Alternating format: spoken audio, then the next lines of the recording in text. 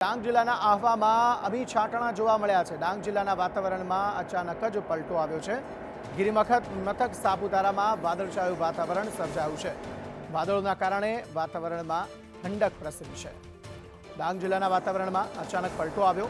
હવામાન વિભાગે આગાહી કરી હતી એ પ્રમાણે કમોસમી વરસાદ રાજ્યમાં વરસી શકે છે અને એ સ્થિતિ હાલના સમયે જોવા મળી રહી છે। ગિરિમથક સાપુતારામાં અમી છાંટણા થયા છે।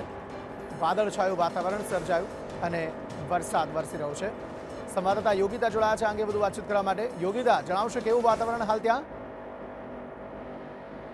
હેલો જી યોગિતા, જણાવશો કેવું વાતાવરણ ત્યાં હાલ? જી, હવામાન વિભાગની માહિતી મુજબ આજ રોજ ડાંગ જિલ્લામાં સાપુતારા જે ગિરિમથક છે ત્યાં પણ વાદળછાયું વાતાવરણ છે। આહવા ખાતે પણ વાદળછાયું વાતાવરણ છે। તેમજ સવારે 6 વાગ્યાની આસપાસ થોડા ઘણા અમી છાંટણા થયા હતા આહવા ખાતે।